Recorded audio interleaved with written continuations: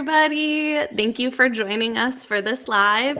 Whether you're joining us on LinkedIn or YouTube or wherever, we would love to hear from you in the comments to say hello, good morning, tell us where you're joining from. And the whole point of going live is that we want the opportunity to interact with you, hear from you. Otherwise, we would just make YouTube videos. So make sure that we keep the chat busy with questions or thoughts as we go through things. This morning, James and I are going to be talking through our recent AI strategy gap report and the importance of clarity and some of the takeaways that we saw here and how it is all entwined with the concept of digital leadership. But before we dive into everything, James, do you want to say good morning and introduce yourself to everybody? Yes, good morning. I'm James. People call me Jim. Some people call me Jamie. I have all sorts of different names, but today on LinkedIn, on YouTube, I'm going by James. And like Emma said, we're happy to be here. And the world of AI, there's tons of different ways we can break this down and things we can talk about. But specifically, what our strategy report was talking about is looking at businesses and how they use it or not using it, and how leadership is approaching it. Emma can kind of dive into the actual details as far as like breaking down the structure of the report and some key findings from it. But I'm going to say this from my perspective, because I'm coming from the world of sales and marketing, that there are just tons of different ways that you can use AI. Everybody is talking about it, but is it actually effective? Or is the communication from the top being directed with clarity so people actually use it in a way they're comfortable with? So that's kind of the background that I'm coming at from. And I think there's a lot of really key insights we got from the report. But like Emma said, this is a live. We're just having a discussion today and reviewing some of these findings. So absolutely drop some comments in the chat. We want to include you in the conversation too. Michael, great to see you. We've got Weston joining us from sunny Colorado, helping us run all of the logistics in the background. So say hello to Weston, everybody, because he helps make all of the magic happen. And great to have you here, Curtis. I know that I like that you apparently call him Jimmy now. I feel like I have to do my intro as like same as you. Like my name is Emma. We're going by Emma. My full name, legal name is Emma Leah. I will respond to a lot of different variations, but typically just go by Emma. But thank you again for joining us. And for those that have popped into the comments, keep them coming. We like to see that where you're joining from and any thoughts that you have on things as we start diving into the report and kind of some of the findings there. I think it's important to give a little bit of context surrounding the report, why we decided to do it, how we got the results that we did. So to start off, the report literally like came to me one day. I was reading through comments that I had on all of my social media platforms across specifically TikTok and Instagram. I've been seeing this really stark difference between the conversation that's happening surrounding AI on LinkedIn and these other platforms. And overwhelmingly, what I'm hearing time and time again in my comments is that people feel overwhelmed. They're skeptical about what AI is capable of. They don't feel like they're being included in the process. But I was getting all of this very anecdotally and like little bits and pieces across comments on these different videos. And I thought to myself, I want some data to back this up, to understand how pervasive is this issue. What are the thoughts of the people that are in my community that are maybe focused on like the leadership view versus the individual employee, and how do we break some of this apart? And so one Saturday morning, I sat down, told James we were doing a new report, and made the survey that I did. And then from there, over that weekend, over a course of 48 hours, I released the survey, and I specifically did it on Instagram, TikTok, and YouTube because I wanted to see that viewpoint. Because I think we all are aware of like the game-changing, like revolutionary spaceship emoji viewpoint of AI that we get on LinkedIn. And so I wanted to have a little bit of a different viewpoint represented in this survey. So over the 48 hours, we got over 100 people to respond to it across both leadership and individual contributor roles. And I'm going to bring up a slide here. just to kind of show some of the initial findings from the report. So there we go. I am going to I need to make this a little bigger probably for people to see, but just some of the numbers that I got right off of the bat, and you can see here, there's the, ooh, that's like perfectly placed with me. You can scan the QR code to get your full report. We're going to be just touching on some of the things here and then talking about the idea of clarity as a whole today. So you'll want to make sure that you grab the report so you can kind of see everything. 71% of people said that their company's strategy to AI was reactive at best, or non-existent. We had 45% of people say that AI has actually created more work for them, not less, when we take a look at the way that they're currently utilizing it and the way that it's being led within their companies. 55% of people, both in leadership roles as well as individual contributor roles, said that the pressure to implement AI and use AI is a 4 or a 5 out of 5. So, regardless of the role, everybody is feeling this pressure. And then the last one that I want to hit on here is that 77% of individual contributors said that they feel skeptical, overwhelmed, or scared about how AI is going to impact their job and their general sentiment around it within the workplace. And maybe I'll bring some more of these up, but I'd love to hear from you in the comments if any of those feel maybe surprising to you or different than what you're hearing in the conversations that are kind of surrounding this. But I think the place I want to start with our discussion back and forth, James, rather than me just reading the report out to everybody, is when we take a look at this concept of clarity. And you and I talk about this a lot. We're working on a book about digital literacy or leadership, and that digital leadership comes into 3 categories. And the first one is like clarity within your internal leadership. Before we ever get to AI, before we ever get to technology or formulating a nice way to package a vision statement to our customers, what are the questions that businesses need to be asking to start uncovering like what they need to get clear on and how they need to lead their team with like one direction in mind?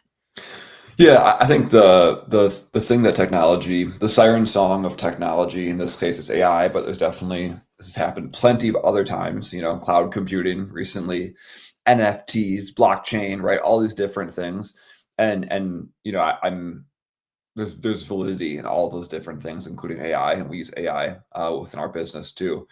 But it all comes back to what is the purpose of your business, right? And is something like an AI platform or AI in general, is there some ways that you can use it to be more effective at actually executing on the purpose of your business? And that is like the ultimate question there, right? Is like, what is the purpose of your business? What is the purpose of all the processes in your business? And what is the outcome that you're seeking? So it really starts with, who is your customer? Who is that person that you are trying to solve a problem for? And then the next question is, what is that problem that you are trying to solve? Why does that problem matter, right? How do you solve that problem? These are kind of basic questions, right? Who, what, why, how, like all these things. But it is shocking when talking to businesses to realize that they don't even know the answer to these questions, the who, what's, whys, and hows of their business. They just jump right into, we need to start using AI. AI is the next big thing, right? Or blockchain's the next big thing. And what end up happening is you see the data that we're getting back in these reports, where you have employees who don't know what they're doing with these tools. They're scared. They feel pressure to use them. But of course, if you don't know what process you're trying to solve for, if you don't know what the purpose of implement them ultimately is, then you're missing that clarity, and that disconnect between purpose and execution leads to this massive, uncomfortableness or anxiety or stress about what you're doing. And so I think that's ultimately comes down to, from that internal side of the business, is you got to have a purpose for why your business exists, and then you layer AI or any other technology for that matter on top of it. So that's something that right away I'd say, like, for anyone watching this, if you are a leader in your organization, you should be asking yourself those questions or asking your team those questions. Who's our customer? What problem do they have? Why does it matter? How do we solve it? Right? Those are really important questions to be asking if you're a leader.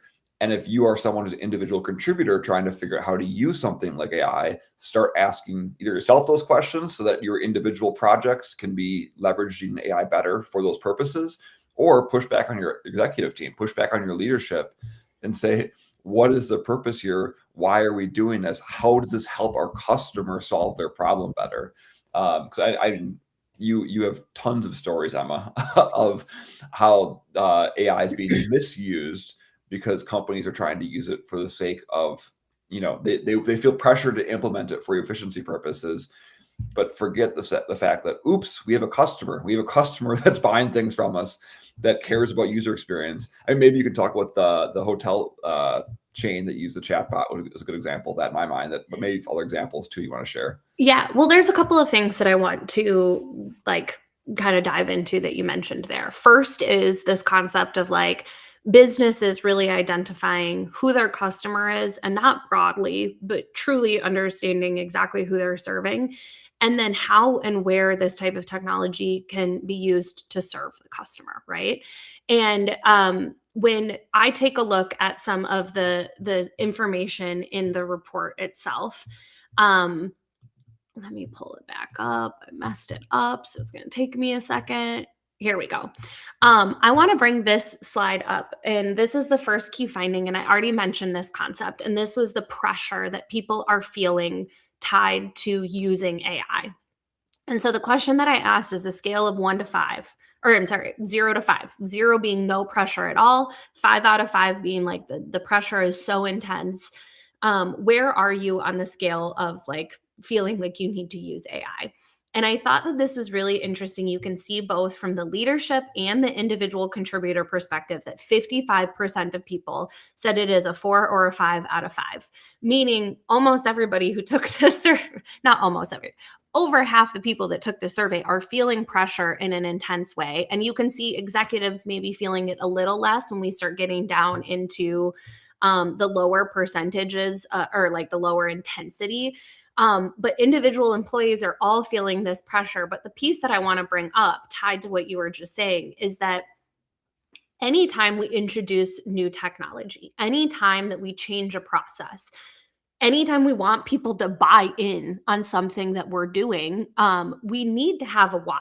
And there needs to be something that people can unite around, understand, and move forward with. And when you are tying a new technology implementation to something that drives towards your customer, hey, our customers have been asking for X, Y, and Z.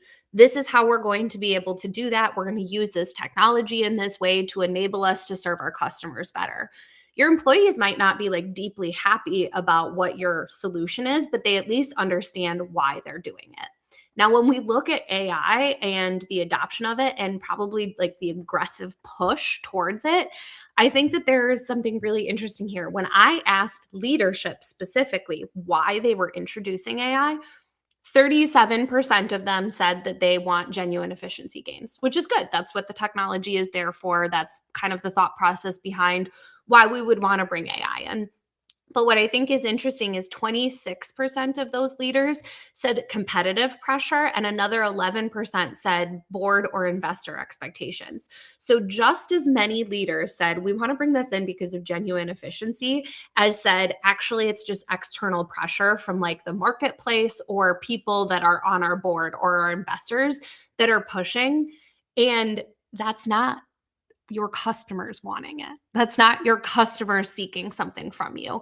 And that's where I think the major disconnect comes when we look at the way that we're leading this. Everybody is so focused on what I call the FOMO cycle, and so focused on getting people to act quick, to move mountains, to bring AI into their company, because if you don't, you're going to be left behind. no one is going to do business with you if you're not an AI first company in 5 years. Like I've literally seen those quotes coming out. But then when we look at what the customer wants, and I'm going to bring up what you just brought up with this hotel chain, then when you look at what the customer wants, they're raising their hand and they're saying, actually, like I'm good interacting with people. At the points where I want to interact with a person, do not feed me AI. Do not give me a chat bot. They're saying, I don't want AI added on to every single application that I'm using. If somebody had like our house wired and heard us throughout the day interacting with different platforms that we have like purchased and spent good money on over the years, we're frustrated by the amount of AI add-ons that are getting put into things that just like actually take away from the core purpose of why we bought that software in the first place. And because of this pressure, we're so focused on bringing in the technology because we don't want to get left behind that we're forgetting the why that's behind it all. You unmuted, so I'm going to let you go for a second, and then I'll talk about the Hilton. Yeah, well, I'll just say, when it comes to pressure, and this is again my background is in the sales and marketing side, there are two great ways to get people to do things. So one is fear, right? Loss aversion, and you see that in marketing all the time, right? Fear. And I think that this is what you're seeing with the AI side of things, right? Is the fear. Companies are trying to move into it because they're afraid they'll be left behind. And I'm a huge believer in technology innovation. And yes, you should be doing these things, but you shouldn't act out of fear, right? So that's one. Number two is having a strong purpose or a strong why. Those are the two ways you get people to take action, the two ways you inspire people to take action, right? So again, when I'm looking at this, if I'm sitting in a leadership role, I'm thinking, I don't want to tell my team that we're all going to die if we don't use AI. What I actually want to say is that we can use AI to improve the customer experience. And I know you're just saying that, we don't want to use AI in everything, Emma, when it comes to how we engage with businesses. But I will say there are some, vendors that we use that have AI chatbots that have great data integration with all of their support resources and all of these things. And it's actually incredibly fast to get information because I can just talk to a chatbot. It can give me good answers right away, and I can get support right away. And it's much more efficient and effective for me as a customer. It's much more efficient and effective for me to integrate and talk to that chatbot than it is to wait for a live agent or sit on a support phone call too. So that's like the big juxtaposition, right? Like, hey, I'm going to go purchase a chatbot and crappily integrate it into our infrastructure because I'm falling behind on AI versus, hey, I want to create a great customer experience and help them get support faster and actually more custom than a typical resource library or support center. And we're going to actually be thoughtful about how we integrate this, make sure the data is good, do good testing internally ahead of time, actually read the chat logs to make sure customers aren't getting stuck along the way. Again, you can just see the discrepancy and how acting out of fear versus acting out of purpose comes into this. And I think what your report highlighted is that a lot of companies are acting out of fear and pressure and not out of how we actually going to serve our customers better. Yeah. And I think to your point, there are times and places where it makes complete sense. And if you download the report and you read kind of like the opening statement, I'm very clear that this report is not anti-AI. I was a technology salesperson and I was selling AI before AI was cool. I had to explain to people what AI actually meant and what did we mean when we said artificial intelligence. So I am by all means not a naysayer of the technology, but I have always been a naysayer of implementing things just for the sake of a shiny object. Michael brought up this is definitely the FOMO cycle. And I thought real quick before we go on, for anybody that's not familiar with it or hasn't heard me talk about this concept before, I wanted to just bring up the FOMO cycle and talk through how we're seeing it play out right now, and then maybe use an example of like the chatbot that you just brought up, James. So when we take a look at the FOMO cycle, like everybody hopefully knows what the fear of missing out or FOMO means. I personally have been very I fall for FOMO a lot when I was like younger back in the day. And I think that there's like a nice analogy here when we talk about why this happens. So like back when we were in college, I had like an insecurity about getting left out. I wanted to be involved in everything. I wanted to be around for everything. And like the concept of like even being tired and like sitting back in our apartment and hanging out and letting the fun happen around me was like way too much. And it was because I felt like I was going to miss out on something. I wasn't going to be there. People weren't going to like me as much if I wasn't there for every single scenario, whatever. It was, we're getting therapy session here. There was a bit of like deep insecurity there that I needed to be there for everything. Once I grew up and grew out of that, it was because I got confident in who I was and what I wanted to do and being able to like just relax and move forward with the things that I wanted to do in my life and the things that were going to help me accomplish my goals. So maybe that meant getting up and training for a half marathon on a Saturday instead of going to State Street. Anybody who knows Wisconsin back in the day when I was in college. And so, but like the same thing happens now with businesses when there is insecurity in the vision or there isn't a vision and they don't have a great idea of what they need to do to accomplish their goals as a business. They're really susceptible to this kind of fear-based marketing that James was talking about. It's one of the best ways to get people to move. From a technology perspective, they know that they can like really dig their teeth into this concept of being left behind, needing to adopt technology. And so once a company starts to kind of stray away from their vision or doesn't have a vision, they become susceptible to FOMO and then they start going shiny object hunting. And this is where that like 37% of executives kind of raised their hand and said, like, well, there's so much pressure from the outside that I have to act and I have to go find something now. So they'll bring a shiny object in, but it's lacking that anchor in a why and a reason for their customers to want to use it, a reason for their team to embrace it and adopt the technology. And that's when we see the lack of adoption, either from the customer perspective, people leaving you as a business because they don't want to interact with your crappy technology, employees finding workarounds. I mean, we could have a whole conversation about what happens with Excel in companies, but then what ends up happening is it creates this boomerang effect because when there's no adoption, then we don't get the ROI or the return that we were hoping for. And these promises that were made to us evaporate. And suddenly we're still in this spot where we're insecure about being able to accomplish our goals that we have in front of us from a business perspective. And so we start shiny object hunting again because the last time it didn't work. And so the next promise is clearly what's going to help us change this trajectory. And so when we look at like the use case of AI at this point and like, there are, again, we talk about a chatbot. There is absolutely a reason for companies to bring a chatbot in and interact with their customers. There's plenty of times where I want to ask a quick question. I don't want to like wait on hold. I don't want to interact with someone. But when I'm picking up the phone and I'm calling a company and I want to have like a dialogue about something because I know I'm going to have multiple questions or it's kind of complex, I expect that I get to talk to a person. And now what we're seeing is, you know, like the why for me as a customer is picking up the phone and calling because I want to talk to a person. If I start interacting with a brand and I can't opt out of their phone agent tree, I can't talk to a real person, that is going to impact my desire to do business with that company moving forward. And we see this at a really wide scale in terms of how customers are engaging with companies.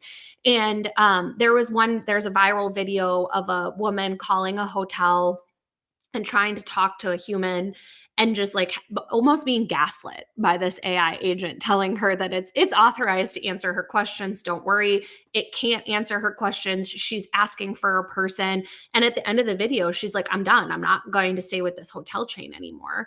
And then in the comments, because of the way that social media works, there's tons of other people saying like, oh yeah, like I'm not going to book with them, like thinking twice about working with this brand again in the future. And yeah, Michael brought up the Duolingo debacle. Like Duolingo had an internal email about their AI first strategy because if they don't do it, they're going to be left behind. I did a whole YouTube video on this if you want to dive into it. But the email got leaked from an employee who was unhappy because there was no why. They were just told we need to be AI first, and we're actually putting on a hiring freeze. We're getting rid of human contractors. You're going to be evaluated on your AI. And then the last sentence was like, but we still care about our people. And clearly, people didn't believe that like last sentence and they leaked it out to the media. They had like a huge exodus of people leaving their platform after that. I think they have had some rebound effect to it and they've had to come out and clarify their messaging and like, you know, do kind of the damage control on that. But when you see this mob mentality response to what people are like to your approach to AI, that probably means you're lacking a purpose behind it. And you need to stop and think about the way that you're rolling it out. If anybody can hear our dog, she's very angry about something. Yeah, something bad's happening upstairs. Yeah, no, and I think again, I've been in the world of technology for a while now. I think a lot of companies are afraid that they're going to fall behind. I think Michael bringing up Duolingo is a really good example of this because uh, on one side of things, you don't want to fall behind and fall to the wayside like someone like Sears did, right? Or there's tons of examples. A classic Blockbuster, right? Where you ignore the trends, you ignore technology as it's changing, you fall behind. That's a huge issue. But when you think of something like Netflix is a prime example of this, and the whole Blockbuster Netflix, framing on this, Netflix cared about the customer, and the purpose was to get entertainment in front of customers. It didn't matter the medium, and the reason that Netflix is around now, if Netflix innovated and created a DVD mail service, right, where you just have it come to you, there's no late fees. Remember that was a big thing back then. Like us, Blockbuster used to get you good with the late fees, and their whole thing was that you could just sit at home, you can have a queue up of movies you want to watch, and they automatically come to your mailbox, right? That was a major thing that disrupted the small family video stores and Blockbuster. But they didn't stop there. When streaming became something that became more capable based on broadband adoption, they started moving into streaming, right? And then they became a major streaming provider. But they didn't stop there. Then they started creating original content. They started developing their own in-house movie production and TV production, right? So this is a good example of like it's not about the technology, it's about the purpose of your organization. And so that's so again, I know I'm just kind of beating that drum. We're talking about AI stuff, but like ultimately, my talking point here is just what is the purpose of your business? How do you serve your customers? And then how can you use AI on top of that? And again, we use AI for our stuff. And again, I'm talking about sales and marketing specifically here. And a good example, like we use AI for content production. I create a YouTube video, me speaking fully my thoughts and our philosophy and our way of consulting our clients, take that video transcript, put it in AI, convert that to a blog post, right? So it's still my content. It's still using my language and my spoken word, but saving me hours each week for content production, right? I know this is a really, really simple example, but the point I'm trying to make is I don't just go into AI. I don't open up Claude and say, write me a blog post about digital marketing and then copy and paste it over to our website, because that would be not valuable. That wouldn't serve our customers. That would be something that they could, prompt themselves by asking. It's not unique to us or our expertise or our ability to consult and serve our clients. So all I'm trying to say here, guys, is like, when you're thinking about your business, think about the purpose of it and then work backwards, use technology. I know Cheryl had a good thing here too. She said we've seen the cycle so many times. We start with the mission. You have to start with the mission and vision, and that really is true, because that's a sign of a good leader, is that you not only have a mission and vision, but you actually communicate it out to your team and you actually help your team implement it and take ownership in that too. And that's how you're going to end up seeing some more successful adoption here. Are there more stats? I'm going back to that initial page, or maybe you have some more key finding things, but I think there's a lot of good stuff. We talked about fear and why people are adopting, or the lack of why people are adopting. But I know like some other good things in there were training, right? There was some good discussions on that, or maybe some other things you want to show here too. I want to touch back on the strategy piece, because I think it plays really nicely into what Cheryl was saying and what you were just talking about here, James. And that's, not only do you have to have a mission and a vision, you have to communicate it well. It can't just live in your head. You can't just know where you want to take the company and then start like handing out directives to people and expecting them to be all in on like helping you accomplish your goals without a why and being able to communicate that clearly to your team.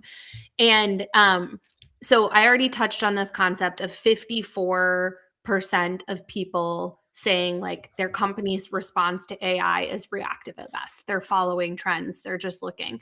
But what I think is also interesting is this 21% of people that said, yeah, they have something. They've got some sort of strategy, but it's poorly communicated and we don't know it. That goes back to this concept of it's not enough just to have an idea of where you want to take the company. As a leader, it is your job to efficiently communicate that. I whistled a little when I said that, but like you absolutely have to. It's a leadership skill now that you are able to take your vision, the mission for the company, the purpose that you have behind things, and communicate it in a way that connects with your team. That is leadership. And when things are changing as much as they are right now, and we saw the sentiment stuff about most people feeling skeptical or overwhelmed, a lot of that comes down to feeling like there is something unknown lurking in the shadows.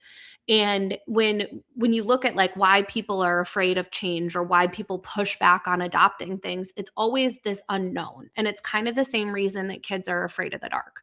What might be lurking out there? What's there that's just outside of what I can see that's going to come and like, babies dream about wolves and stuff because we're humans, we're afraid of like predators and that kind of thing. That's why they're afraid of the dark. For us, though, when a change is being introduced, especially with something as intense as AI that is, being constantly telling us it's going to change everything, it's going to disrupt the workforce, it's going to move everything in the world in a direction, whether you like it or not, that message becomes really threatening. And when you don't have clear communication from your team or from your leadership team of where you're going, why you're going there, and how it's going to impact you as an individual, it feels like the wolves are surrounding you in the dark and you get nervous and you don't necessarily want to adopt the change. And so this well communicated piece is really important. If you download the report, I'm not going to dive into it right now, but I have in the like recommendations section, I have a whole section on how to create a vision using my 4P framework that I would highly suggest. That framework is built from comments and people's feedback on TikTok about what they wish their leadership would share with them while going into a technology like change or implementation. So I would highly suggest using that framework if you're struggling with how to create a vision that is well communicated to your team. But James, you brought up the idea of training as well. And I'm going to bring this up because I think that this is a really big part of the communication part of it and getting people on board. Right now, by and large, what we're seeing is 54% of people, you can see here at the top, said that the training that's happening tied to AI is self-directed. And it's a lot of, here's a tool, use it, go experiment, find new ways for us to do things. We're going to be monitoring how often you use it. We're going to evaluate you on whether you're using AI enough or not. So go figure out how to use it. And this is where I think a lot of the overwhelm is coming for people. There's no training of any kind for almost 20% of people. And only 20% of companies seem to have any sort of formal AI training associated with the rollout of their tools.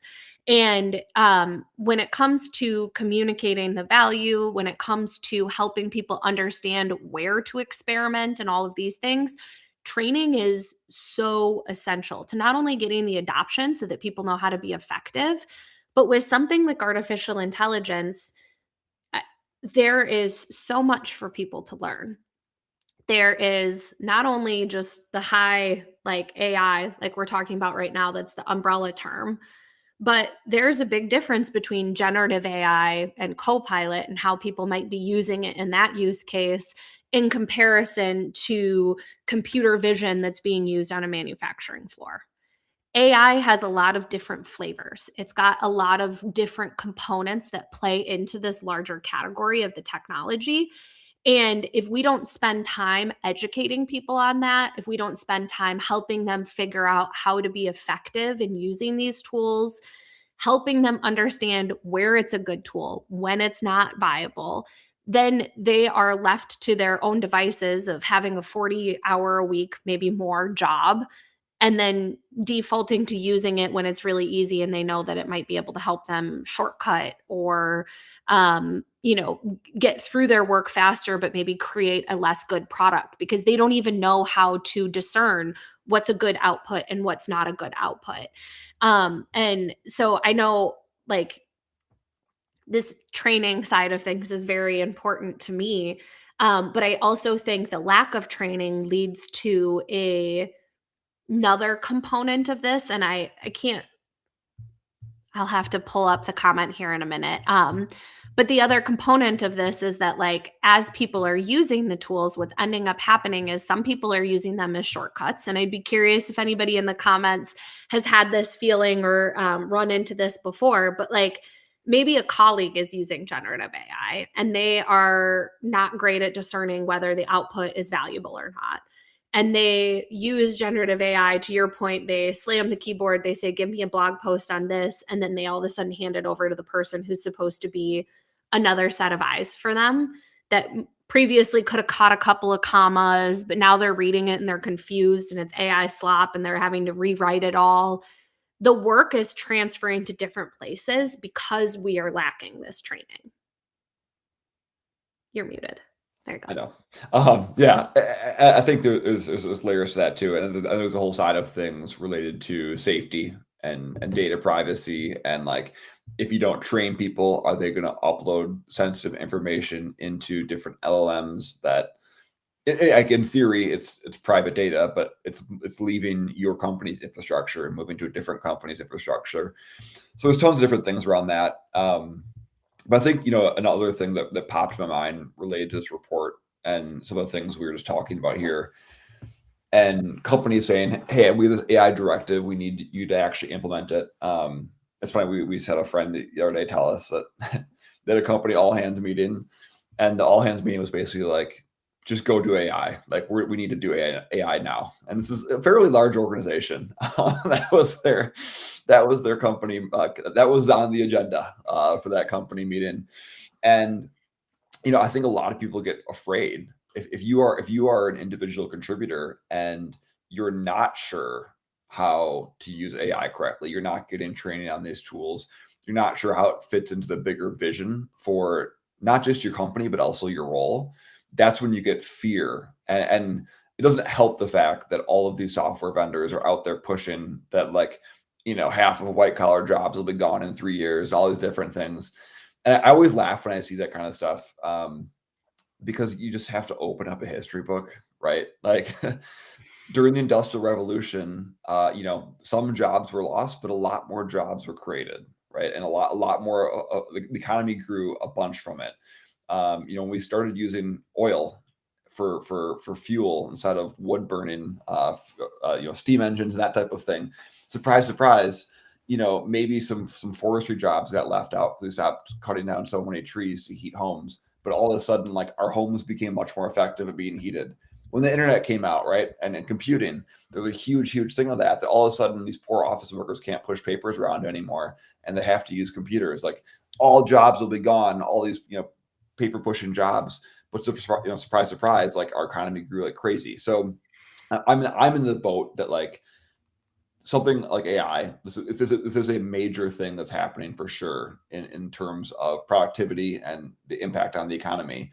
And if you don't know where you fit into it and how your organization is using it and the purpose of it, that is scary, because all you hear is a doom and gloom around it, and you're not connecting the dots there. But my belief is that we're going to wake up 10 years from now and it's going to do incredible things for the quality of life and what we're able to do, because it's another technology, it's another tool, but it's serving a purpose. But I think, again, this is where that gap is right now.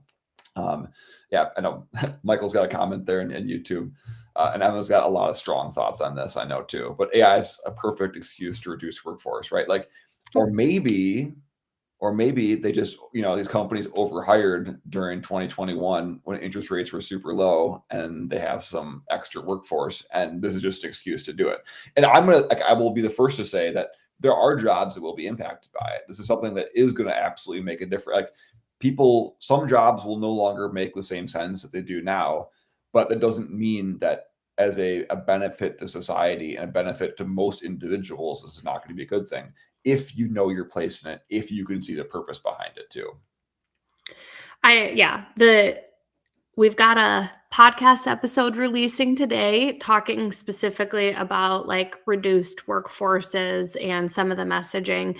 And I feel like oftentimes when you hear these like very large announcements of layoffs right now, certainly there tends to be a message right alongside it tied to we're restructuring so that we can be better at using AI or blah, blah, blah. But then at the same time, a lot of these companies like Meta released a statement last week. They're cutting 10% of their workforce. At the same time, a less desirable, or I mean, I guess same undesirableness, but another headline hit the scene that they have an internal leaderboard for burning AI tokens just to try and encourage people to adopt it to the tune of hundreds of millions of dollars every single month. So, like, are they restructuring because they've gotten so good at using AI, or are they restructuring so that they have more money to use to spend on AI? And the same can be said about a lot of other companies that are moving through this. And it might be a perfect scapegoat or excuse right now, but Gartner has already come onto the record and said, like, by 2027, 50% of the companies that are doing like layoffs because of AI are going to have to rehire those people because they're making short-sighted decisions. But this all plays into that concept of FOMO and deciding like, okay, we're going to go get AI because we need an excuse to be able to do X, Y, and Z and get rid of some of the extra people that we brought on that we don't have work for because of, like post-COVID era. Or we're going to bring AI on. Salesforce is making has made a lot of noise about this. Keep in mind, a lot of these companies that are coming out with the message of like, we've been able to reduce workforce, are also selling AI tools. So like Salesforce is the perfect example of this. They went on that Mark Benioff, their CEO, went on a podcast and talked about how he was cutting 4,000 people because he needed less heads. He was speaking about his employees as heads and talking about how they were so effective using their internal AI solution that they don't need these people anymore. Internet's forever. We can all go back and listen to this podcast where he talked about it. 6 months later, they're saying, actually, we didn't lay off anybody. And there's internal leaks coming out that they have to redo their system to be more deterministic because it's not actually delivering results for their customers. With the position that I'm sitting in, I get a lot of insider information about these large tech companies and the messages that are happening internally. And Salesforce is not the only big software company that I have heard from their customers and or employees that things aren't rolling out the way they expected them to. The magic wand isn't magicking. That doesn't mean that there's not value. It doesn't mean that there's not places that this technology can make a difference, but it means we need intentionality. It means we have to stop and take a deep breath. And when FOMO starts making us anxious, we need to go back to what James talked about at the beginning. Who are our customers? What are we doing for them? What problems are we helping them solve? And then working with our team to say, hey, there's this really cool technology that's available. We're going to spend time teaching you about it. We're going to carve out capacity for you to even have brain space to think about this. And then once you have had the opportunity to learn about it, figure out where it's like well positioned, then let's talk about where we bring it into the organization to solve problems that we haven't been able to solve before. How do we bring it in and make a difference towards this mission? But if we want it to work, it has to happen in that order, and that intentionality and like that deep breath has to happen on the front end. Yeah, you're just talking about the incentives for these software companies to make these big claims, and I laugh because it was on Twitter, X they call it these days. The CEO of Microsoft was talking about how I think it was an absurd number, like half of white collar jobs will be impacted next year or something ridiculous like that, and someone retweeted it and said like TV dinner manufacturer says that all restaurants will be placed next year. It was like just because you have some sort of like tool that might kind of half work to replace some people doesn't mean that's actually how things work, right? And there's a time and place for it. But I also wanted to call out what you're just saying, Emma, I thought Cheryl had another great comment here that like, the most like true big disruptions, as she's pointing out, are focused on customer experience and like helping solve the customer's problem more than the technology itself. It's more that the technology enables it. It's that because we have the access to this technology, now we can do this, which will actually improve the quality of life, the experience of the business, or the performance of a business. Like that is what happens, right? Like when you look at human history, the technology enables the next stage of something that's better, is what you're kind of aiming for, right? And so that's like a prime example of that. And we talked about Netflix already. Uber's another example of that too. And people did in different spots in different cities across the world. They pushed back against Uber, and that it was going to destroy taxing business, and it's going to all these jobs that'll be lost.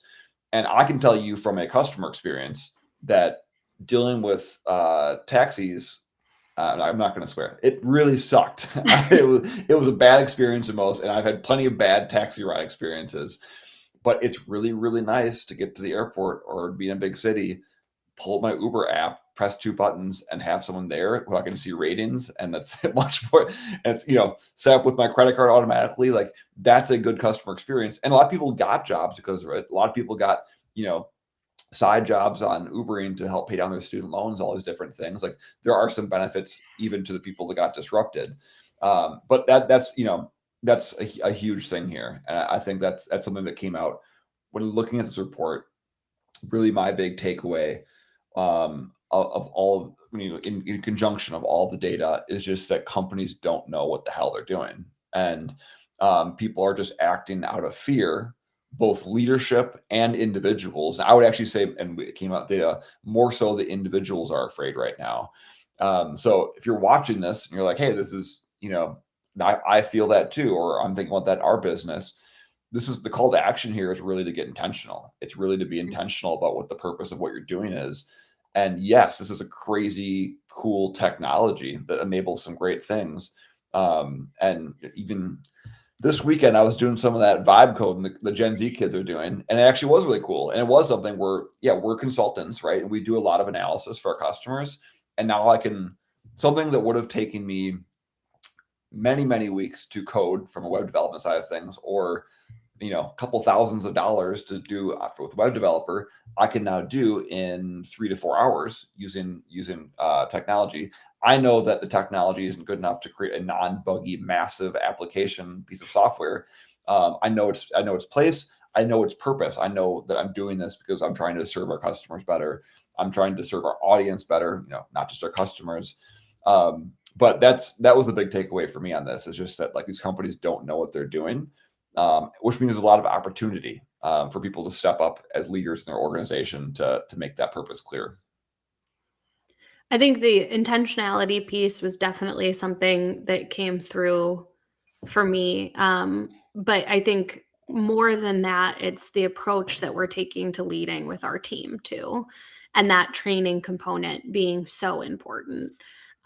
If we want good outputs, if you want good data, if you want people to know how to use the tool, you have to provide them with the support in order to do that. And I think there's been a study. So you mentioned the idea earlier of people putting in your proprietary data into a public model, or list all of the things that people could potentially do with AI. I've seen a recent study that came out and said that workers across the board, but specifically Gen Z workers, are sabotaging AI implementations. And as I was reading through it and the definition of sabotage, there was some like saying that they will make outputs worse, or they won't edit an output intentionally to make people recognize that the LLM didn't do a great job of creating something for them. But most of the definition of sabotage was people putting proprietary information into public models, using AI tools that weren't approved by their team, or not using AI at all. And this concept that like not using a tool that's at your disposal is sabotage, as opposed to recognizing maybe people don't know how to use it appropriately, or it's not giving them the types of output that match their expertise. And so they're choosing to do the work based off of their level of knowledge. That's not sabotage to me. People using tools that are outside of your approved list, again, tells me that you probably said something along the lines of use AI, but didn't give them appropriate training or appropriate tooling. So sometimes when I read this, I see all of these telltale signs of the fact that it's really the way that we're leading this that is causing significant issue and not delivering the kinds of results that we want. And I think for us to figure out how to move forward, people need to be like employees need to be a part of that process, but that training and enablement component is so critical for it because again, you can't just like hope that everybody's job is going to be replaced by a chatbot and that you don't have to train your people, because at some point there's still going to be, I mean, even if that was a reality, even if what Microsoft CEO said was 100% true, you still need people that are going to help train it appropriately to get the outputs that you're hoping for. And so you're screwing it up right now in the meantime. And so I think this concept of intentionality tied to technology, but also intentionality in terms of how we're communicating with our team, how we're leading is such an important component of this concept of digital leadership. And I mentioned earlier, James and I are working on a book that hopefully will be available in September timeframe on the concept of digital leadership. And 1/3 of the book is focused on this concept of clarity and how important it is and how often we look around and see companies that are lacking this clarity and hoping that if they jump on whatever the next bandwagon is, that that's magically going to solve their problems. And that's just realistically not how it works. Yes. No, and well, we have about 10 minutes left or 8 minutes left, so I just want to make a quick call to action here. 2 call to actions. 1, drop any questions, comments. We'd love to pull in some more comments here, people and thoughts and what's happening in your business. So feel free to do that. Also, call to action, download the report. It's got a lot of great information there. So if you scan that QR code, you can get the access to that report. There's some great information in there too. The one thing, I'll say my little piece on the training adoption side of things too, because I have a couple different thoughts on this. Again, just I'm a technology person. Like I'm a super nerd. I have like a broken down iPhone above me. My background, you can't fully see it. One thing I would encourage people to do in every position in the organization is to experiment thoughtfully too, and not just rely on getting formal training and formal education from your organization or even from your vendors for that matter. So when I look back at the different technology changes that have happened just in the last 20 years, I can always see the early adopters and the people who are enjoying experimenting with it learn more quickly as far as like how they can use it in their organization in an effective way, right? It's one thing to say, okay, go burn a bunch of credits and just mess around. It's another to be like, oh, I'm genuinely curious in this. I want to learn about it. And then using your good monkey mind, connecting the dots between like, this is the tool.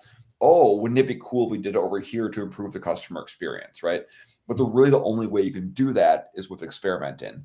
And what I find, especially in small to medium-sized businesses, is that you will not have someone who's an expert within your organization, right? Or maybe you have only a couple people that are actually knowing what they're doing with these tools. So the onus is kind of on you as the individual to be someone who's, willing to experiment on some of these things too. I know, and this is kind of like pushing back on that self-training aspect of what you're saying, but I think there's validity to that, right? Like if I go back 10 years, for instance, right, there's always those people in every business who are like wizards with Excel. And when you're in some sort of like team meeting, you're trying to like analyze data, there's someone that knows what they're doing, do some crazy stuff with Excel. And then there's always that person or couple within the organization that can barely even add up like and do a simple calculation in Excel. Like they don't even know how cells work together in rows and columns, right? And it's like, well, maybe, living in the world of technology, you should learn how to use Excel. So all I'm just trying to say on this side of things too is that if you take away the fear aspect of it, see it as an opportunity to move your purpose further in your business, in your organization, or even you as in your career too, right? And understand that someone who understands this technology can go into any business, learn about the business, learn about their customers, learn about the problems they're trying to solve, and then you can use your knowledge to actually be more effective at that. That's going to help you going forward too. So one of the things I just want to call out is that, like, take away the fear aspect of it, think of it as a tool, and then how can you use that in any strategy? I know I'm pushing back on what you're saying about formal training. I don't think that there's anything wrong. Too. I don't think that there's anything wrong with encouraging people to experiment. I don't think that there's anything wrong with people finding cool ways to use it to get exposure. Plan a vacation, do stuff that is incredibly important, like that you are motivated by and you find interesting. That, however, cannot be your enterprise approach to training and adoption. Whoo, we got a big comment there. I'm going to have to look at that later. You cannot just hand off a tool and hope that everybody in the company is going to have the same propensity to experiment. You cannot. You just brought up the exact example of, yeah, exactly. We are on the same wavelength here. You can't expect that everybody is going to want to experiment at the same level or have the capacity to, or the background to be able to do that. You brought up the idea of like somebody who's really good at Excel and then their colleagues who can barely, like that's us. Between the two of us, I'm not an Excel wizard, but you are. All of the data analysis, circa James, for this report. But that being said, like, I have other areas that I'm interested in and explore in and go down like little tunnels with. There's opportunity for me to experiment with AI in a different way than you, but from an organizational level, you cannot just leave it at that. You should give space to experiment. You should give space for people to think through this. But I also can't, I in my trainer heart, cannot put the onus on individual employees to figure out how to make an enterprise investment have a return. That's not a winning strategy. Figuring out how to use it individually for yourself and your own skill set, yes, all day, every day. Go build your literacy tied to technology and, understand how it works. Read a book. Reach out to me if you want suggestions. I have a number of ones that I think are really great at breaking down how the technology works. But at an organizational level, we can't leave it there.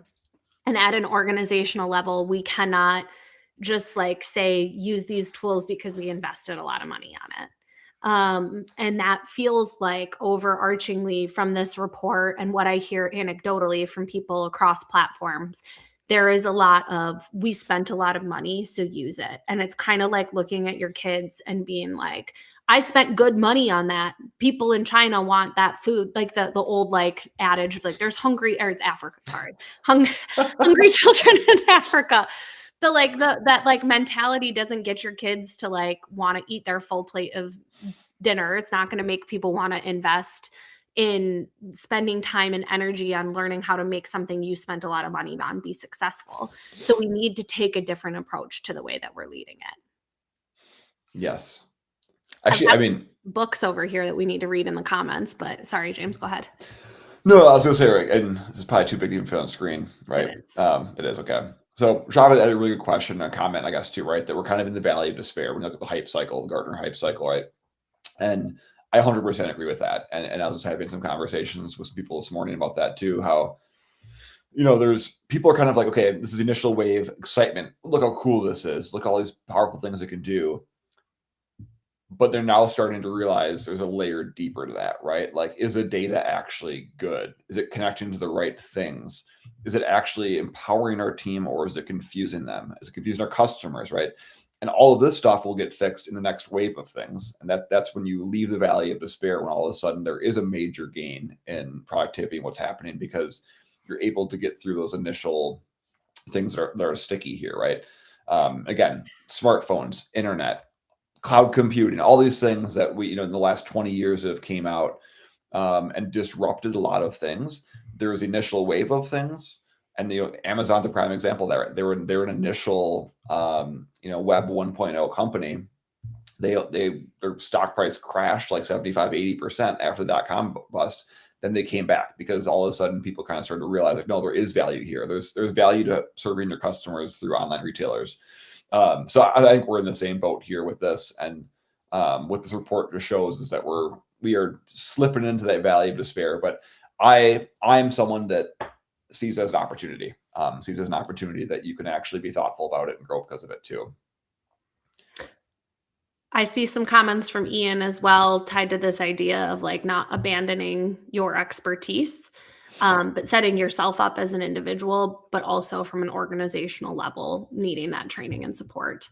But I also saw the final thank you for watching. Make sure to give James and I a follow if you're not already, as well as on YouTube. Give us a follow. We're constantly creating content around the concepts of digital leadership, AI, training and adoption, change management, and also what it looks like, the other components of digital leadership tied to having authority in the marketplace, sharing the clarity and the message that you have internally with the world to generate business, and what all of that means from a leadership growth perspective as well. So follow us and make sure to keep an eye out for the book and more content tied to all of this leading forward. But thank you everybody who joined us and interacted in the comments, and we'll see you next time.